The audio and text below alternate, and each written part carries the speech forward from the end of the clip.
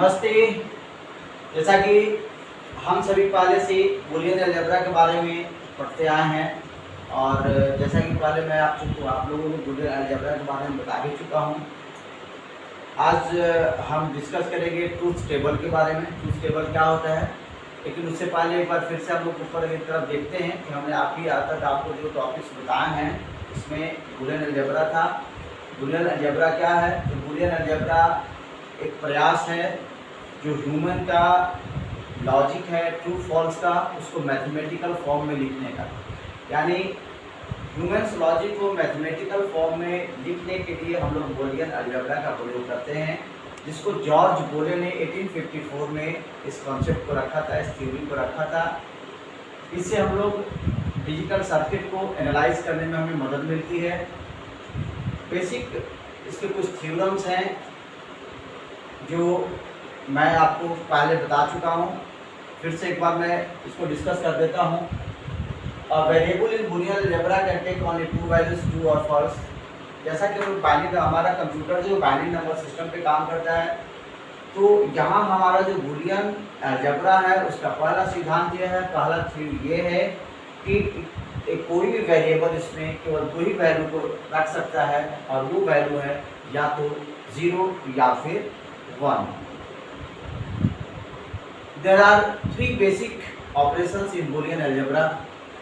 Boolean algebra में तीन तरह के बेसिक ऑपरेशंस होते हैं, एंड, और नॉट। यानी ये तीन बेसिक ऑपरेशंस हैं जो आप 11th क्लास में भी पढ़े होंगे।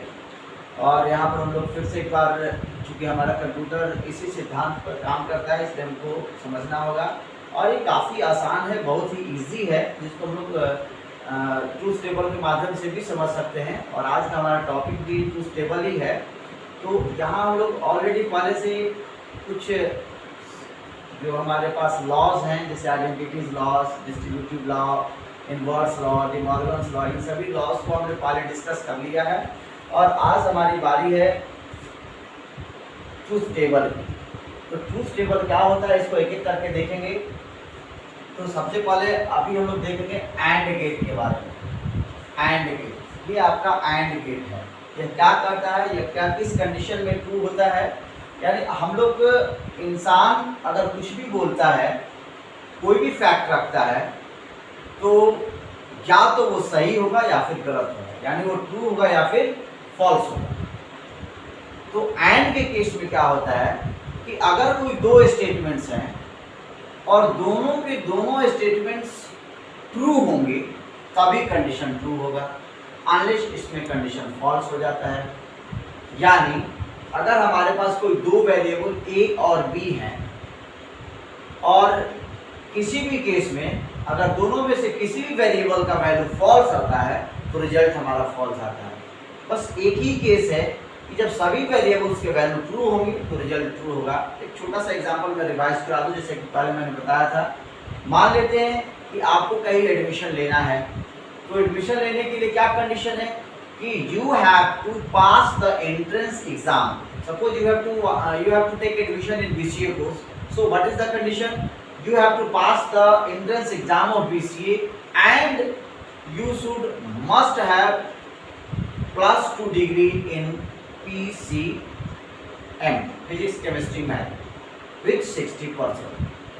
तो अगर आपके पास केवल +2 की डिग्री है 60% मार्क्स के साथ PCM में और एंट्रेंस पास नहीं करते हैं तो आपका एडमिशन नहीं हो पाएगा।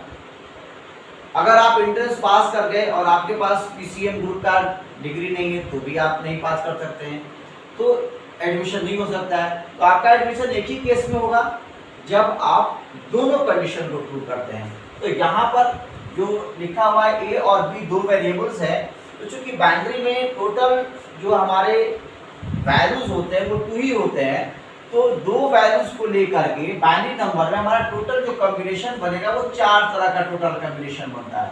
तो पहला कॉम्बिनेशन क्या हो सकता है कि ए का वैल्यू क्या हो, फॉल्स हो, बी का वैल्यू भी क्या हो, फॉल्स हो। तो जब दोनों का वैल्यू फॉल्स हो तो एंड कंडीशन क्या कहता है कि रिजल्ट भी क्या होगा, फॉल्स होगा। यानी ये जो हमारा गेट है AND gate, A dot B, यानी this is called AND gate. Dot को से हम लोग एंड गेट को लिखते हैं या डायरेक्ट ए बी भी लिख सकते हैं, तो ये हमारा एंड गेट होता है। तो एंड गेट को हम लोग, तो ए एंड बी का वैल्यू क्या होगा, फॉल्स होगा। दूसरा कंडीशन क्या है कि अगर ए का वैल्यू फॉल्स है यानी 0 है, बी का वैल्यू ट्रू है यानी 1 है, तो दोनों कंडीशन तो ट्रू नहीं है, तो इसलिए वैल्यू इसका भी क्या हो जाएगा, फॉल्स यानी 0 हो गया। फिर से अगर हमारा ए का वैल्यू, अगला कंडीशन बनता है कि अगर मान लेते हैं कि ये ट्रू है और बी का वैल्यू फॉल्स हो गया, फिर एक कंडीशन हमारा फॉल्स हो गया, तो कहता है कि आपका ये कंडीशन भी फॉल्स हो गया।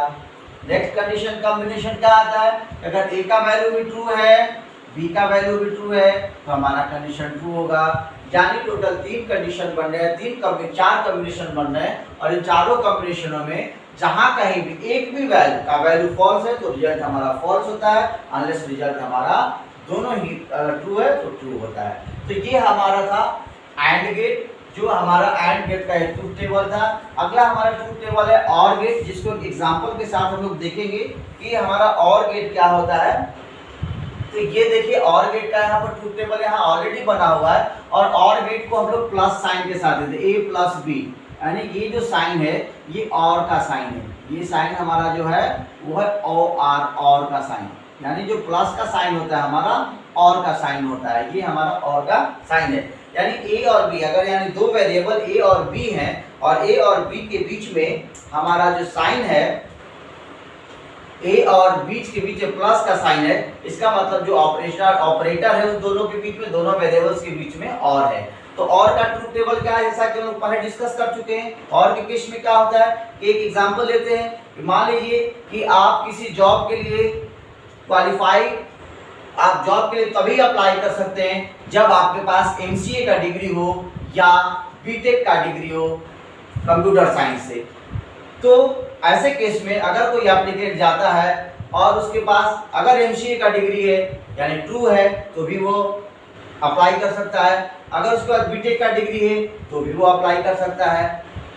दूसरा कंडीशन क्या होता है कि अगर उसके पास एमसीए का डिग्री नहीं है बट बीटेक क्वालिफाई है तो भी वो अप्लाई कर सकता है। तीसरा कंडीशन क्या हो सकता है कि वो बीटेक भी किया हुआ हो और एमसीए भी किया हो तो भी वो अप्लाई करता है। यानी और के केस में अगर वो बीटेक भी नहीं है और एमसीए भी नहीं है तो वो अप्लाई नहीं कर सकता है। तो और के केस में क्या होता है कि अगर दोनों के दोनों कंडीशन फॉल्स होते हैं तभी हमारा रिजल्ट जो होता है फॉल्स होता है, अनलेस रिजल्ट हमारा ईच केस में अगर कोई भी एक कंडीशन ट्रू होता है तो रिजल्ट हमारा ट्रू होता है। आइए देखते हैं और ऑपरेटर के लिए जो हमारा ट्रूथ टेबल है उसको देखते हैं। यहाँ पर देखिए हमारा दो वेरिएबल है, एक है ए और दूसरा वेरिएबल है बी, और ये हमारा ऑपरेटर है और का, यानी ए और बी के बीच में और ऑपरेटर लगा हुआ है। तो यहाँ पर पहला कॉम्बिनेशन क्या बनेगा, तो पहला कॉम्बिनेशन में कहता है कि ये वैल्यू फॉल्स है, दूसरा वैल्यू भी फॉल्स है, तो रिजल्ट क्या हो जाएगा, फॉल्स। अगला कॉम्बिनेशन क्या है, ये फॉल्स है ये ट्रू है, तो अगला रिजल्ट हमारा क्या हो जाएगा, ये ट्रू हो जाएगा, क्योंकि कोई भी कंडीशन सेटिस्फाई करेगा तो रिजल्ट हमारा ट्रू हो जाता है। अगला क्या है, ये वैल्यू ट्रू है ये फॉल्स है तो भी रिजल्ट हमारा ट्रू हो जाएगा। नेक्स्ट ये भी ट्रू है और ये भी ट्रू है तो हमारा रिजल्ट ट्रू हो जाता है। यानी इसमें हम लोग जो और गेट देखते हैं तो और गेट में हमारा क्या कंडीशन होता है, क्या इसका ट्रूथ टेबल होता है कि अगर दोनों के दोनों कंडीशन फॉल्स हैं, अगर 3 वेरिएबल्स हैं तो तीनों कंडीशन फॉल्स होने चाहिए, अगर 4 वेरिएबल हैं तो चारों कंडीशन फॉल्स होने चाहिए, अगर चारों में से कोई भी एक ट्रू है, 3 में से कोई भी एक ट्रू है तो हमारा रिजल्ट क्या हो जाता है, ट्रू हो जाता है। तो ये हमारा ट्रूथ टेबल है ए और बी नाम के दो वेरिएबल के लिए। अगला हम लोग देखते हैं और गेट। ये और गेट क्या कहलाता है, इसको ध्यान से देखने का जरूरत है। इसको लिखने के लिए हम लोग क्या लिखते हैं, नॉट गेट। अगला है हमारा नॉट गेट। तो नॉट गेट का मतलब होता है कि अगर ए है और ए पर हम लोग बार दे देते, this is called not, this is called what, not. इसको हम लोग नॉट से लिखते हैं। तो ये हमारा नॉट का साइन। नॉट क्या करता है कि ये वैल्यू को रिवर्स कर देता है। अगर ए का वैल्यू 0 है तो ए का वैल्यू रिजल्ट में 1 हो जाएगा, यानी किसी भी वेरिएबल के पहले अगर नॉट गेट लगा देते हैं तो उसका रिजल्ट जो होता है सीधे ऑपोजिट होता है, यानी 0 बिकम्स 1 एंड 1 बिकम्स 0। यहाँ पर जो एग्जांपल है इसमें हम आसानी से देख सकते हैं। इस ट्रूथ टेबल में ए ना एक वेरिएबल है जिसका वैल्यू या तो 0 होगा या फिर 1 होगा, दोनों ही केसेस में इसका वैल्यू रिवर्स हो रहा है, जिससे डाल हमारा this is called our not gate. तो ये हमारा नॉट गेट है। आगे देखते हैं हम लोग लॉजिक गेट्स। लॉजिक गेट्स क्या होते हैं इसको हम लोग कंसंट्रेट करेंगे, थोड़ा सा ध्यान देंगे। बहुत ही इजी टॉपिक है, बिल्कुल आसानी से आप समझ सकते हैं, आपको केवल थोड़ा सा अपना कंसंट्रेशन यहाँ पर देना है। तो यहाँ देखते हैं लॉजिक गेट क्या होता है। Logic gate is an electronic circuit which produce a typical output signal depending on its input signal. The output signal of a gate is a simple Boolean operation of its input signal. Gates are the basic logic elements. Any Boolean function can be represented in the forms of। अब यहाँ समझते हैं हम लोग कि हमारा gate होता क्या है। हमारा जो इलेक्ट्रॉनिक सर्किट होता है, तो इलेक्ट्रॉनिक सर्किट का जो बेसिक यूनिट है वो होता है हमारा गेट। अगर हम लोग कोई इनपुट देते हैं, किसी भी करंट को फ्लो कराते हैं, तो हमारा कुछ ना कुछ आउटपुट निकलता है। तो यहाँ भी हमारे गेट्स के ऊपर अगर हम कोई इनपुट देते हैं, तो इस इनपुट के आधार पर जो वहाँ गेट काम कर रहा है उसके आधार पर उसका आउटपुट जनरेट होता है।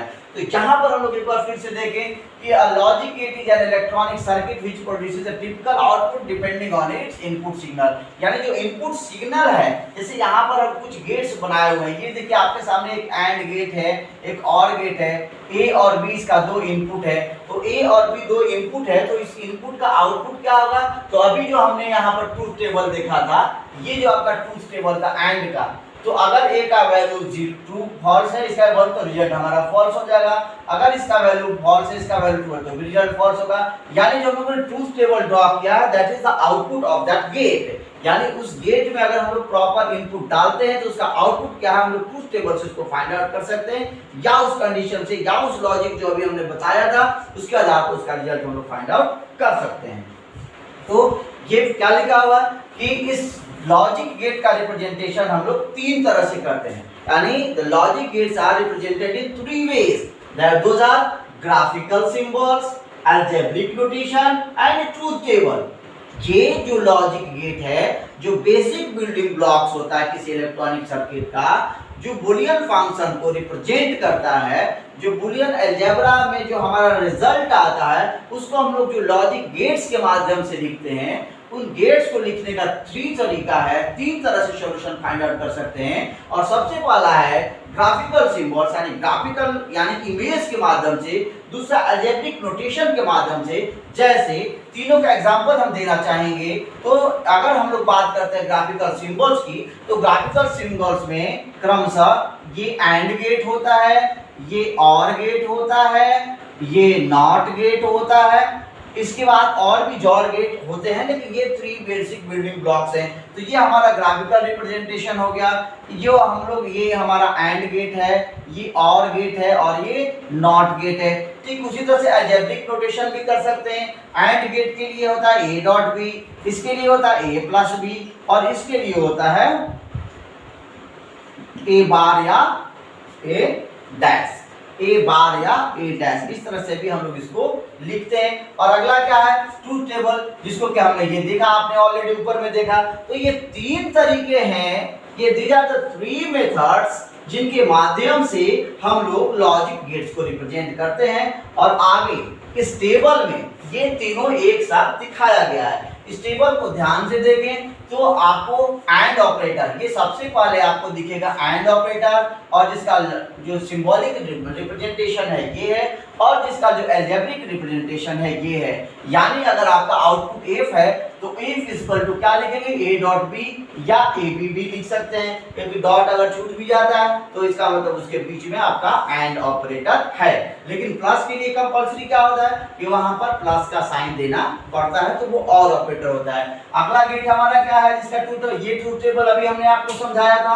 तो ये अगला ये ट्रूथ टेबल भी मैंने आपको दिखाया, ये नोट्स मैंने आपको ऑलरेडी सेंड किया है, तो आप इसको देखेंगे तो आसानी से समझ में आ जाएगी।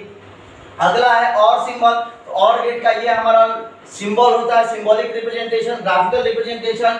This one is called algebraic notation, यानी अगर हमारा एफ है तो F is equal to A plus B, this is called, and this one is called the truth table. अगला है हमारा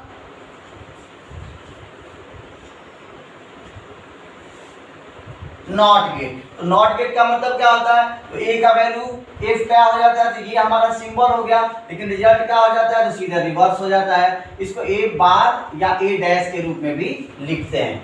अगला हमारा गेट है नैंड गेट। अगला हमारा गेट है नैंड गेट। नैंड मतलब नॉट एंड, नॉट एंड को कहते हैं नैंड, NAND, नॉट एंड। ध्यान दें, नैंड गेट का मतलब क्या होता है, नॉट एंड, यानी एंड का उल्टा। तो यहाँ पर देखिए हम लोग लिखते क्या है, तो सेम सर्किल है, लेकिन यहाँ पर इसको अप्लाई करते हैं तो हमारा ग्राफिकल रिप्रेजेंटेशन में नैंड यानी एंड गेट के यहाँ पर हम लोग एक छोटा सा सर्किल ऐड करते हैं। This is the representation of NAND gate. और नैंड गेट को लिखने के लिए सब कुछ सेम है, लेकिन ये बात उसके ऊपर में ऐड कर देते हैं। इसका मतलब जो वैल्यू है उसके वैल्यू को रिवर्स कर देना है, that is called your NAND gate. जैसे यहाँ पर देखिए एंड गेट में 0 0 केस में क्या था, फॉल्स था, लेकिन यहाँ पर ट्रू हो गया। 0 यानी सभी केसेस में हम लोग नैंड गेट देखे तो ये ट्रू था, लेकिन एंड गेट में ये सारा वैल्यू रिवर्स हो जाता है। ठीक उसी तरह से हमारा अगला है और गेट। और गेट में क्या करता है, तो और का मतलब होता है नॉट और। नॉर का मतलब नॉर का मतलब होता है नॉट और।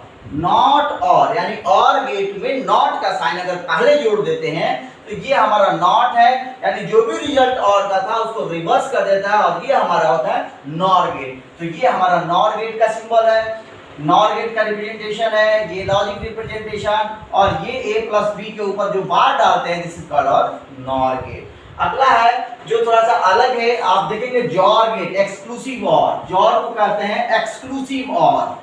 जॉर गेट मतलब क्या होता है, एक्सक्लूसिव और। इसका साइन थोड़ा सा अलग है, इसका ये जॉर, और यहाँ पर क्या करते हैं कि ये हम लोग जो प्लस का साइन है उसको सर्कल के अंदर रखते हैं, इसका मतलब वो जॉर गेट है। और इसका जो ट्रूथ टेबल होता है कि यहाँ देखिएगा सेम वैल्यू है, सेम इनपुट है, तो आउटपुट हमारा फॉल्स है। प्रत्येक सेम इनपुट के लिए हमारा आउटपुट फॉल्स। अगर इनपुट सभी सेम हो तो आउटपुट हमारा फॉल्स होगा, अगर इनपुट हमारा डिफरेंट हो तो आउटपुट हमारा 1 होता है। तो ये रहा आपका हमारा जो ट्रूथ टेबल था, जो हमारा लॉजिक गेट्स था, जो हमारा बूलियन फंक्शन था उसका रिप्रेजेंटेशन था। तो ये लॉजिक गेट्स का हम लोग 3 तरह से रिप्रेजेंटेशन करते हैं, ग्राफिकल सिंबल से, अलजेब्रिक नोटेशन से और ट्रूथ टेबल से। अगले दिन हम लोग एक बहुत ही इंपॉर्टेंट टॉपिक डिस्कस करने वाले हैं, कर्नल मैप। तो इसको हम लोग अगले टॉपिक में लेंगे, अगली बार डिस्कस करेंगे। तब तक के लिए थैंक यू।